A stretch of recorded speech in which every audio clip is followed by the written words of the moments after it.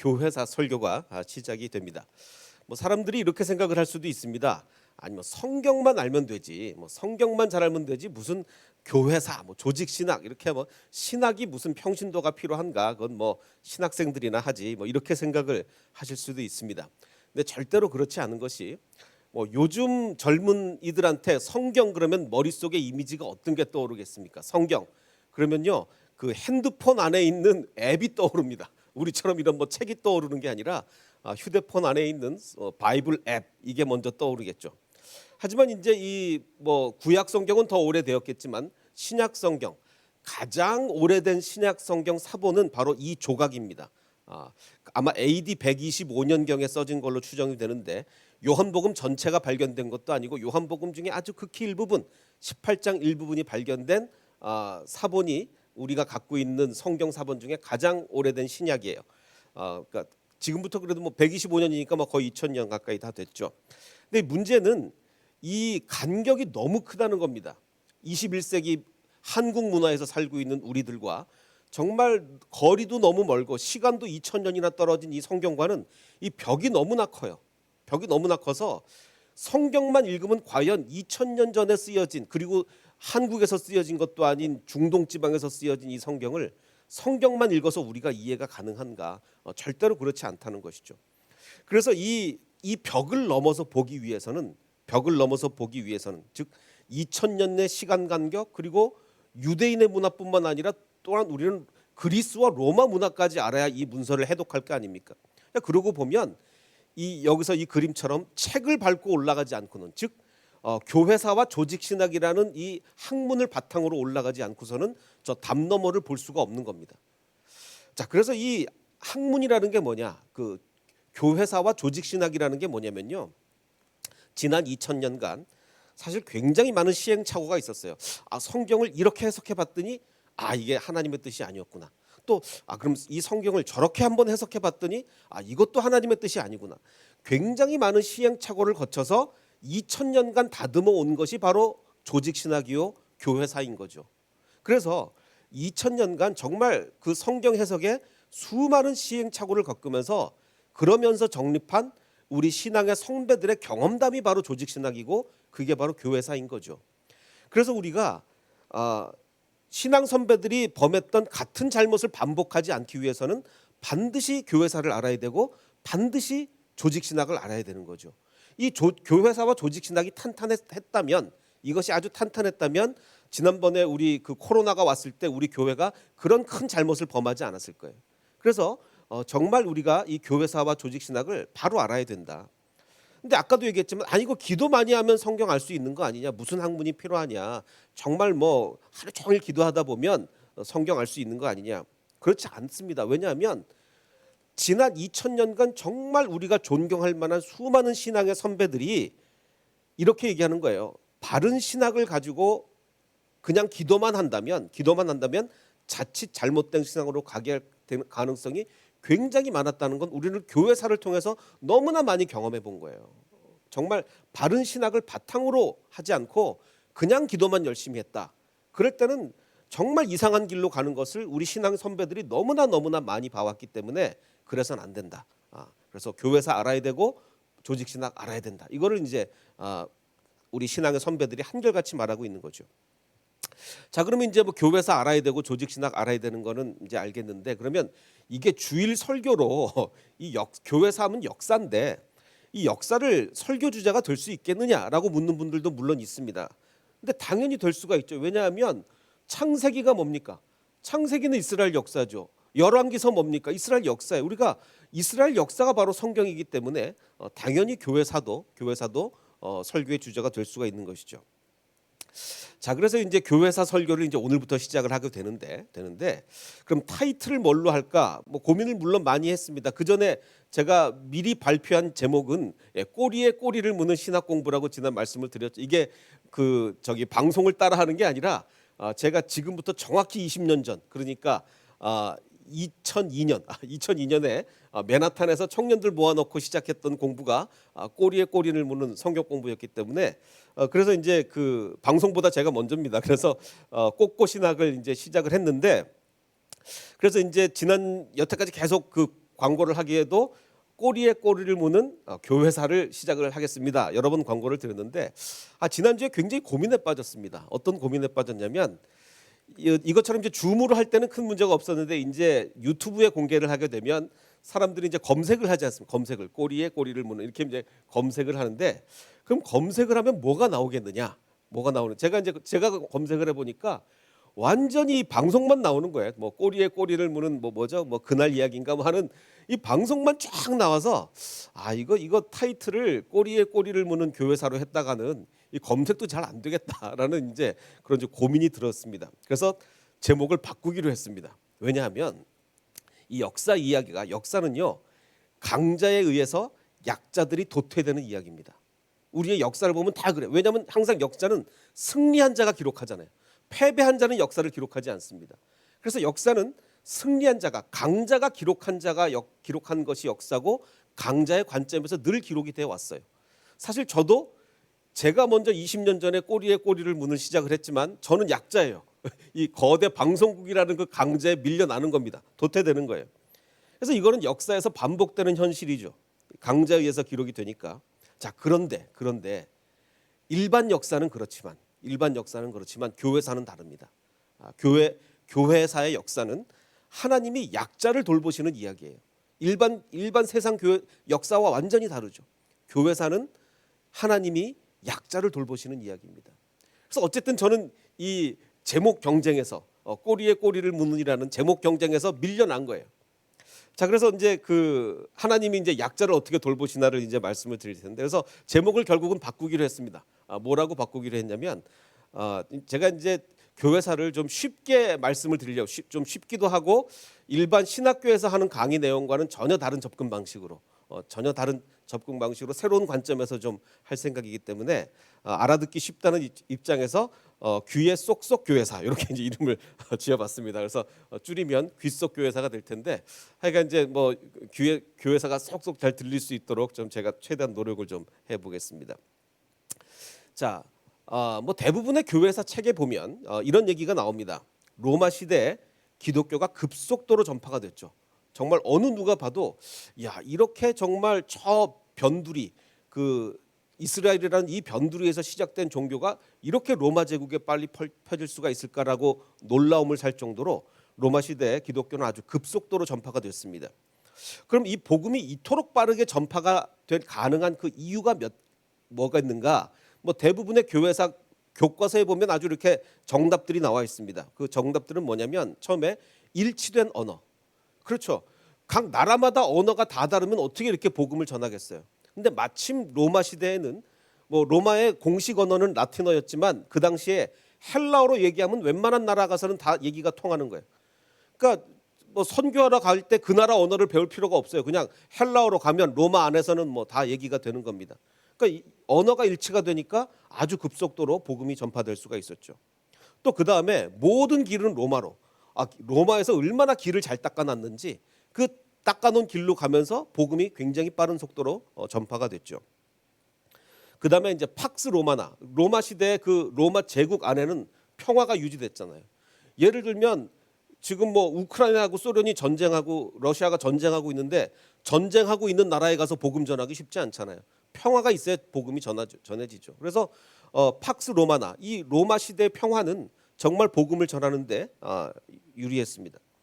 그다음에 이제 디아스포라, 그렇죠. 유대인들이 전 세계 각지로 다 흩어졌는데 중요한 건 뭐냐면 명절 때만 되면 신앙 좋은 유대인들은 전부 다 예루살렘으로 모입니다. 어디에 있든지 간에 정말 신앙 좋고 체력이 되고 그 재력이 허락하면 명절 때만 되면 다 예루살렘으로 모여죠. 거기서 예수 그리스도의 복음을 듣고 자기네 나라로 돌아가면 그 복음이 아주 급속도로 전파가 되는 거 아니겠습니까? 그래서 이제 명절에 정기적으로 예루살렘을 방문하고 돌아간 사람들을 통해서 이제 급속도로 복음이 세계적으로 이제 전파가 돼. 이건 이제 뭐 그냥 어느 교회사 책을 보더라도 교과서에 다 나오는 얘기예요. 자, 그런데 이제 제가 좀 주목하고 싶은 것은 단지 이 이유만으로 복음이 그렇게 빨리 전해졌느냐? 이거는 아주 작은 요인에 불과해요. 왜냐하면 이 요건들은 다른 종교에도 마찬가지예요. 다른 종교가 로마 시대에 생겨서 퍼져나갈 때도 언어가 똑같으니까 퍼지기 쉽고 뭐 도로가 잘 돼 있으니까 퍼지기 쉽단 말이에요. 이게 뭐 기독교에만 한정된 이야기겠습니까?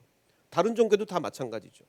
자, 그러면 로마 시대에 태어난 그 많은 종교 중에서 왜 기독교가, 왜 예수 그리스도를 믿는 기독교가 이토록 놀랍게 전파가 됐는가? 더군다나 우리가 주목할 것은 박해를 받아가면서까지, 아니 로마 정권 그 제국에서 장려를 했다면 또 모릅니다. 기독교 믿어라. 물론 313년 이후에 그렇게 됐지만 처음에는 박해가 있었잖아요.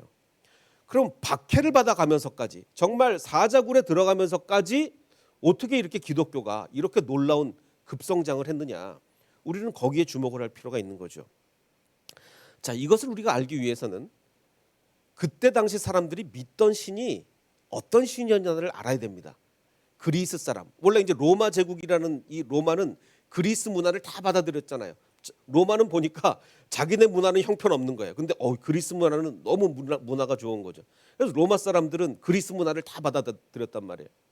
자, 그러면 이 성경에 나오는 하나님이라는 신과 그리스 로마에 나오는, 로마 신화에 나오는 이 신들은 어떤 차이가 있길래 사람들이 이렇게 박해를 받아가면서까지 예수 그리스도를 믿게 되었나? 자, 먼저 그리스 신화를 좀 보면요, 이 세상이 어떻게 창조가 되었다고 이 사람들은 생각하냐면, 카오스라는 신, 우리가 카오스 잘 아시죠? 그 카오스라는 신으로부터 이 세상이 시작됐, 뭐 카오스가 창조한 건 아니고 카오스라는 신으로부터 시작됐는데, 우리가 잘 알듯이 카오스는 뭐 혼란, 혼돈이라는 뜻도 있지만 이 그리스 사람들이 생각하는 카오스는 텅 비었다도 카오스예요. 그리스 사람들이 생각하는 카오스는 혼란 그리고 텅 빈 공허, 이게 카오스거든요. 자, 그런데 이게 자기네들은 인정 안 하겠지만 성경에서 배워온 겁니다. 창세기 1장 2절이 뭐라고 얘기하고 있죠? 땅이 혼돈하고 공허했다. 이게 카오스잖아요. 그리스 사람들이 생각하던 카오스, 혼돈, 공허, 딱 지금 창세기 1장 2절에서 말하고 있는 거예요. 그러니까 자기들은 인정 안 하겠지만 성경에서 배워온 거죠. 그러니까 성경의 진리를 어렴풋이 이야기하고 있는 겁니다. 자, 근데 이제 뭐 세상의 시작은 그렇다 치는데 그 다음부터 이어지는 이 그리스 로마의 신들에 관한 이야기는요, 정말 참담한 이야기입니다. 어떤 이야기냐? 자, 먼저 이제 그 카오스가 이제 텅 빈 공허가 있었는데 어떤 신들이 이제 막 자기네들 스스로 탄생을 하기 시작합니다. 어떤 신이냐? 땅의 신 가이아라는 신이 스스로 막 태어났어요. 근데 이제 이 신이 어머니인데 자기 아들 신하고 결혼하면, 어머니랑 아들이랑 결혼을 하는 거예요. 하늘의 신 우라노스하고 땅의 신 가이아가 근데 자기 아들하고 결혼을 해요. 뭐 신들이니까 뭐 그렇다 칩시다. 일단 뭐, 자, 어머니랑 아들이랑 결혼을 해서 누구를 낳냐면 12남매를 낳는데, 그 유명한 그 여기서 신들의 계보가 있어요. 티탄족 12신이 여기서 이제 태어납니다. 자, 그런데 이제 이 아들인 신이 자기 아내이자 어머니한테 그 권력을 뺏어와요. 자기 아내이자 어머니에게 권력을 뺏어오는데, 그래서 아내로부터 권력을 뺐습니다. 자, 근데 이제 문제는 자기가 자기 어머니한테 권력을 뺏어오니 어떤 걱정이 드냐면, 내 아들도 나한테 권력을 뺏어가는 게 아니야? 이런 이제 걱정이 들기 시작했던 거예요. 자, 그래서 자신도 자녀들에게 권력을 빼앗길까 하는 두려움에 자녀들을 땅속에 가둬 버립니다. 자녀들을 땅속에 가둬요. 그러자 이 어머니 씨는 너무 화가 난 거예요. 그래서 이제 그 땅속에 갇힌 자기 아들들에게, 야, 니네 아버지를 몰아내자. 니네 아버지가 너무 폭군이다. 안 되겠다. 몰아내자. 이렇게 얘기를 합니다. 그래서 그들 중에 누가 이제 나섰냐면 그 자녀 중에 한 명인 크라노스, 유명하죠. 크라노스라는 신이 이렇게 얘기합니다. 그래서 제가 하겠습니다. 그래가지고 아버지를 몰아내고 권력을 장악하는데, 이제 쫓겨난 아버지가 이렇게 얘기를 합니다. 너 나를 지금 배반해서 나를 쫓아내지, 너도 마찬가지로 자식들이 너를 쫓아낼 거다. 이렇게 저주를 해요. 자, 보십시오. 지금 보면 뭐 어머니와 아들이 아버지 다 부자지간에 모자지간에 서로 배신하고 권력 투쟁하고, 이런 게 그리스 로마 신화인 거예요. 그때 당시 사람들은 이런 걸 믿었어요. 이런 걸 믿었습니다. 성경 이야기와 너무 다르지 않습니까? 자, 그래서 이 저주를 들은 이 크로노스는 자녀들이 자기가 아버지 권력을 뺏은 것처럼 자녀들이 자기 권력을 빼앗을 것 같은 그 강박에 시달리게 됩니다. 그래서 자기가 낳은 아들 6명 중 자녀 6명 중 5명을 먹어요. 삼킵니다. 아주 유명한 그림이죠. 이게 그림이 너무 끔찍해서 제가 일부러 작게 그려놨는데, 그래서 이 아마 자녀를 삼키는 크로노스 신 그림을 아마 여러분들 많이들 보셨을 겁니다. 근데 맨 마지막 막내도 먹으려고 그랬는데 어떻게 막 이렇게 피신해서 살아납니다. 근데 그 막내가 누구냐? 그 이름도 유명한 제우스 신이죠. 제우스가 막내였던 거예요. 자, 그래서 막내는 살아났는데, 그래서 나중에 이제 이 제우스는 뭘 잘했냐? 변신을 잘했어요. 변신. 그래서 변신에 귀재했는데 나중에 나쁜 짓 할 때 다 변신해가지고 제우스가 굉장히 이게 못된 신이야. 아주 못됐습니다. 못된 짓 할 때 나중에 변신을 하는데, 이번에도 이 아버지 크로노스의 종으로 변신을 해가지고 음식에 토하는 약을 집어넣어요. 토하는 약. 그래서 이제 이 크로노스가 그 토하는 약을 먹고 그 전에 먹었던 자기 자녀들을 다 토해놨습니다. 자기 자녀들을 다 먹었잖아요. 근데 형제들을 다 토하게 내요. 그 제우스의 형제죠. 그래서 이제 이 형제들을 모아가지고 이번 이 6남매가 힘을 합해가지고 아까 그 티탄족 12신들이 있었잖아요. 이 두 신들 간의 전쟁이 벌어집니다. 전쟁. 그래서 제우스파라는 건 제가 이름 붙인 건데, 그래서 올림포스 그 12신과 티탄파 12신이 아주 그냥 그 전 우주를 들끓게 하는 전쟁이 벌어집니다. 이 전쟁이 그 이름도 유명한 티타노마키아 전쟁이죠. 신들끼리 전쟁을 하는데 무려 10년을 전쟁을, 뭐 다 그냥 그리스 로마 신화입니다. 근데 이걸 믿었다는 거예요. 이 당시 사람들은. 그래서 이제 결국은 누가 이깁니까? 이 두 마치 조폭들이 싸우는 것처럼 싸우는데 제우스파와 티탄파가 싸워서 제우스파가 승리를 합니다. 10년 만에. 그래서 이제 제우스가 형제 자매들과 그래서 또 자녀들과 올림포스 산에서, 그 유명한 올림포스 산에서 그 올림포스 12신을 결성을 해서 세상을 다스린다. 이게 이제 그리스 로마 신화인 거죠.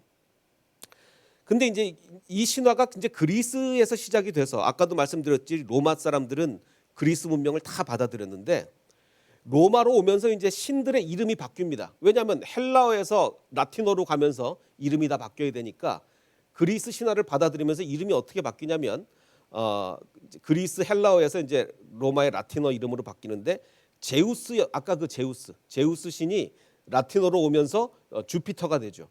뭐 똑같은 건데 이제 이름이 바뀌는 거죠. 언어가 바뀌니까. 또 바다의 신 포세이돈은 라틴어로 가면서 넵튠이 되죠.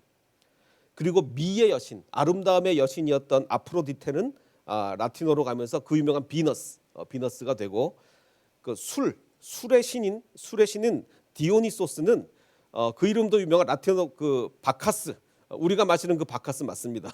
여기서 따왔어요. 그 바카스가 이제 이렇게 됩니다. 이렇게 이제 그리스 로마 신화는 이런 내용이에요. 이런 로마 사람들이 이런 거를 믿었어요.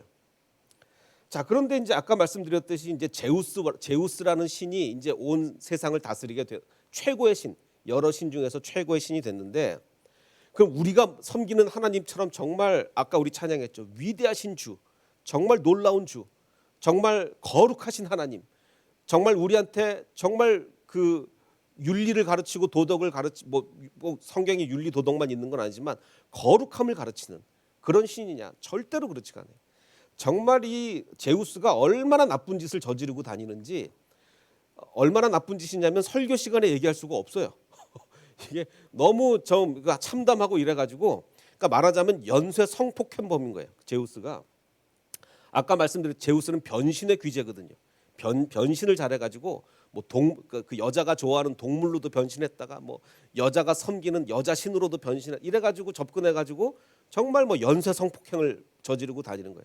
정말 못된 짓을 많이 하는 거예요. 최고 신이라는 제우스가 그런 거죠. 자, 그럼 생각해 보십시오.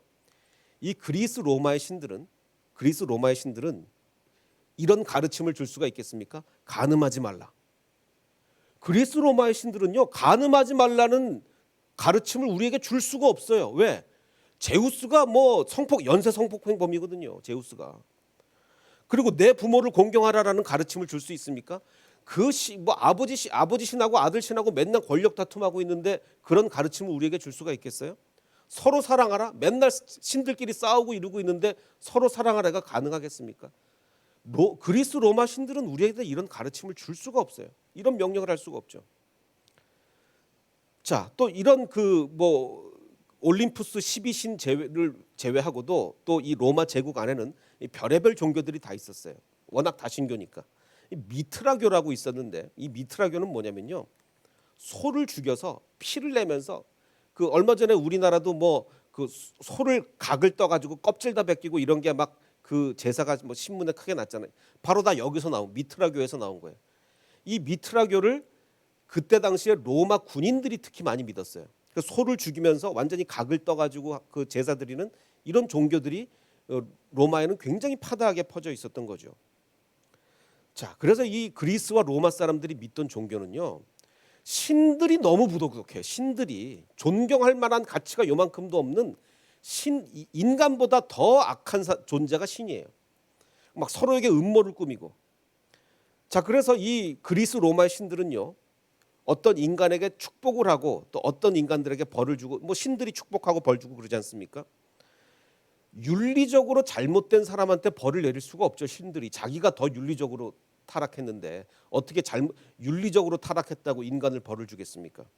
그리스 로마 신들은요. 누구한테 벌을 주냐면 자기한테 재물 안 갖고 오면 벌 주는 거예요. 재물을. 너 왜 재물 안 갖고 와? 이러면서 벌 주는 거죠. 그래서 그리스 로마의 종교는 굉장히 제의적인 종교입니다. 그 제사만 잘 드리면 되는 거예요. 인간이 정말 훌륭한 삶을 살 필요도 없습니다. 신들이 더 못됐는데요, 뭐. 자, 근데 이제 기독교는 완전히 정말 차원이 다른 종교죠. 완전히 다른 종교인 거예요. 가르침이 있었죠. 가르침이 있고 체계 종교, 거룩한 성경, 그리고 정말 놀라운 거룩하신 하나님을 믿는 종교가 바로 기독교였던 거죠. 그러니까 그리스 로마 시대에 살던 사람들이 거기에 껌뻑 넘어가는 겁니다. 정말 제대로 된 심령을 가진 사람들은 그리스 로마 이 종교로 만족을 못하는, 이 종교로 만족하겠습니까? 그런 상태에서 그리스도의 복음을 들으면 야, 그래, 내가 사자한테 물려 죽는 한이 있어도 예수 그리스도를 믿어야 되겠다. 이게 진짜 신이구나. 이런 결단이 나오는 겁니다. 이 결단으로 인해서 기독교가 급속도로 전 세계로, 전 로마 제국 안에서 퍼져나가는 거예요. 그 로마 제국보다 시대를 더 거슬러 올라가 볼까요? 제가 여러 번 강조드렸지만 이제 그 예루살렘이 파괴가 되고 바벨론에, 로마보다 훨씬 더 전의 일이죠. 바벨론에 포로로 끌려갔습니다. 그 유대교는 예루살렘은 지지리도 못 사는, 뭐 다른 이스라엘에 비해서는 잘 살았지만 전 세계에 비하면 못 사는 동네였죠. 바벨론은 막 세계 최고의 문명.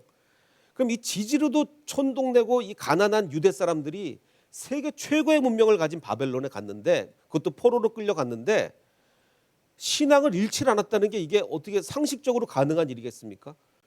정말 야, 우리 여호와라는 신은 이렇게 찢어지게 가난하고 이렇게 뭐 아무것도 없는데 바벨론에 가니까 그 휘황찬란한 막 건물이면 막 껌뻑 넘어가는 거죠. 그런데도 신앙을 잃지 않았어요. 그런데도 왜 그렇겠습니까? 그 신들의 수준 차이가 너무 나는 거예요. 거기서 믿는 말뚝이라는 신이 여호와와 비교해 보면 수준 차가 너무나 나는 신이죠. 이건 신도 아닌 거예요. 돈만 벌게 해주는 거지 신도 아닌 거예요. 그러니까 신앙을 잃지 않고 지켜나갈 수가 있었던 거죠.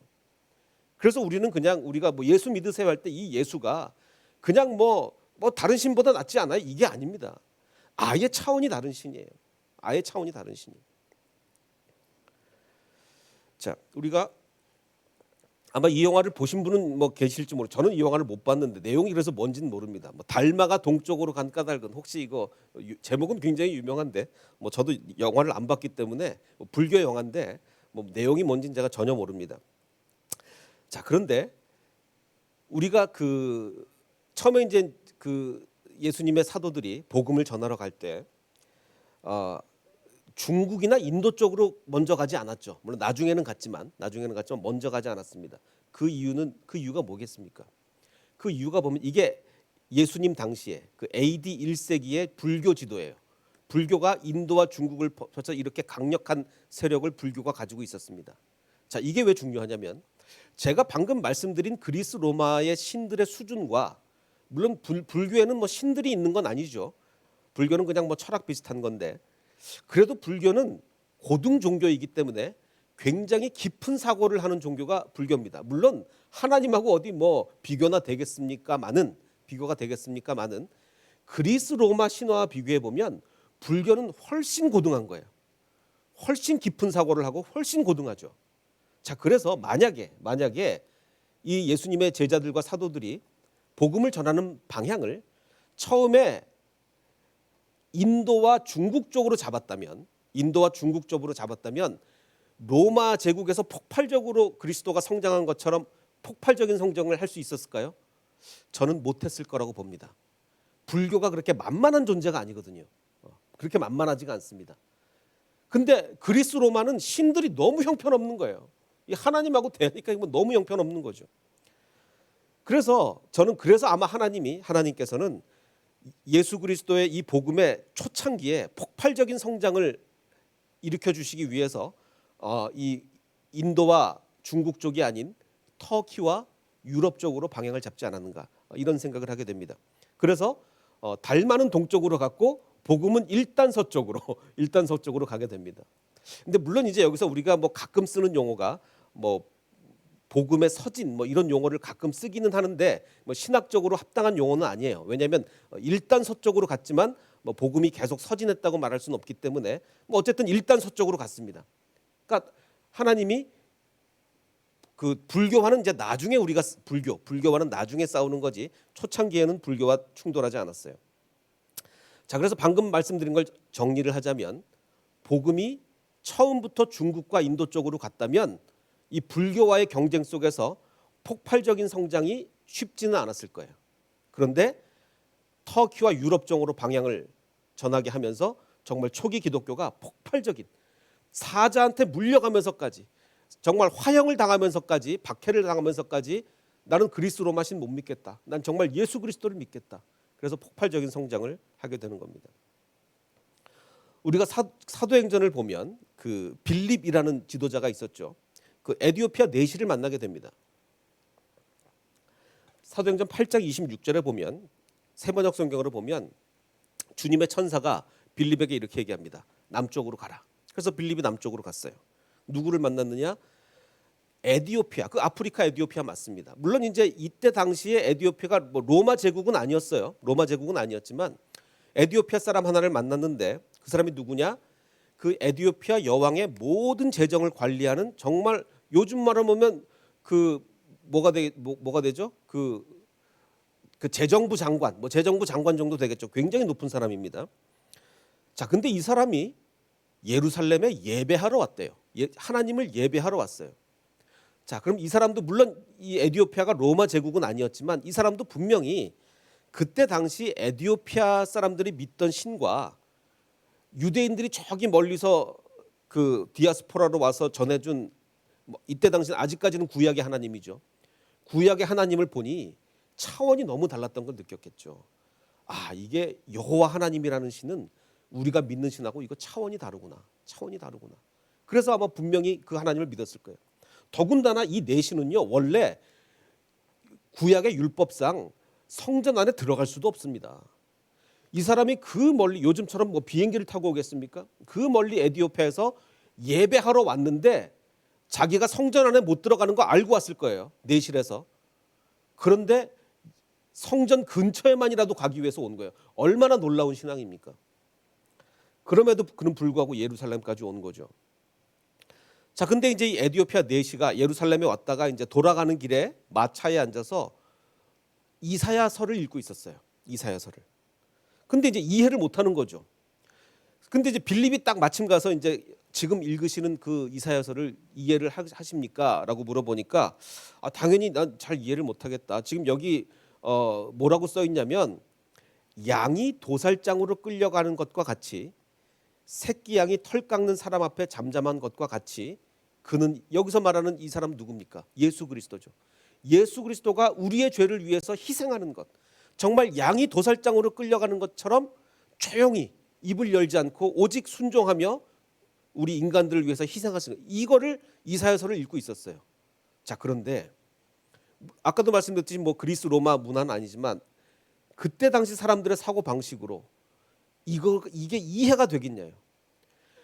그리스 로마 신화에 의하면 정말 제우스가 인간들을 위해서 자기 아들을 십자가에 못 박으면서까지 정말 내 아들을 희생해서라도 인간들을 살리겠다, 이런 제우스가 상상이나 됩니까? 아니죠. 제우스는 자기 성욕을 풀기 위해서 막 성범죄 저지르고 이런 신이 제우스예요. 그런데 그런 제우스가 무슨 자기 아들을 십자가에 못 박으면서까지 인간을 위하고 이러겠습니까? 그러니까 당연히 이해가 안 되죠. 이해가 될 수가 없는 거예요. 그래서 계속 이사야 이 사람이 읽는 글에 그는 굴욕을 당하면서 공평한 재판을 박탈당하였다. 그의 생명이 땅에서 빼앗겼으니, 이걸 읽고 있는데 이해가 안 되는 거예요. 그러자 이제 내시가 빌립에게 묻습니다. 지금 여기서 예언자 이사야가 말하는 것은, 그래서 이게 하나님의 아들이라는 생각도 못하고 그러면 자기를 얘기하는 거냐 아니면 다른 사람을 얘기하는 거냐, 뭐 도저히 이해가 안 간다, 내 생각으로는. 그러자 이제 빌립이 입을 열어서 이분이 바로 예수 그리스도다, 하나님의 아들인데 우리를 위해서 십자가를 지는 거다, 이렇게 얘기를 하는 거죠. 그래서 예수에 관한 기쁜 소식을 전하게 됩니다. 그러자 이제 이 에디오피아 내시가 완전히 거기 무너져 버리는 거야. 아, 이게 진짜 신이구나. 우리가 알던 그런 제우스 뭐 이런 신이 아니라 이거 진짜 신이구나. 그래서 길을 가다 보니까 물이 있어요. 나 여기서 세례 받겠다, 여기서 침례 받겠다, 이렇게 나오는 거죠. 이게 정말 놀라운 소식이 되는 겁니다. 자, 그래서 오늘 본문 말씀을 제가 오늘 다윗의 신앙 고백으로 잡았습니다. 다윗이 그 하나님의 언약궤가 들어오면서 정말 막 덩실덩실 춤을 추고, 그리고 나서 이제 나중에 이런 신앙 고백을 하죠. 주 여호와여, 주는 위대하십니다. 자, 우리가 제우스에게 위대하다고 할 수 있습니까? 능력은 있을 수 있어요. 제우스가 능력은 있습니다. 뭐 번개도 내리고 천둥도 치게 하고 능력은 있어요. 하지만 우리는 제우스를 위대하다고 하지 않습니다. 존경받을 만한 존재가 되지 못해요. 이는 우리 귀로 들은 대로는 주와 같은 이가 없다. 우리가 귀에 여태까지 들은 거는 뭐 아직 뭐 이거 다윗의 얘기라서 로마는 아니지만 어쨌든 뭐 맨날 뭐 신들끼리 싸우고 뭐 신들이 죄짓고 뭐 이런 것만 들었는데, 아, 이렇게 거룩하신 신이 우리한테 있느냐. 주와 같은 이가 없다. 아예 주 외에는 다른 신 자체가 없다. 지금 다윗이 이렇게 고백하는 거예요. 땅의 어느 한 나라가 주의 백성 이스라엘과 같겠습니까? 아니, 신이 자기 백성을 이토록 사랑하는 나라가 어디 있겠습니까? 하나님이 가서 구속하사 자기 백성으로 삼아 영원히 주의 백성으로 삼으셨사오니 여호와 주께서 그들의 하나님이 되셨나이다. 정말 다른 신하고는 차원이 다릅니다. 차원이. 정말 우리 하나님만이 진짜 하나님입니다. 이렇게 고백을 하는 거예요. 이 고백이 바로 우리 헷세드 교회의 고백이 되기를 원합니다. 그래서 아까 우리 불렀던 찬양 있죠. 주님 큰 영광 받으소서.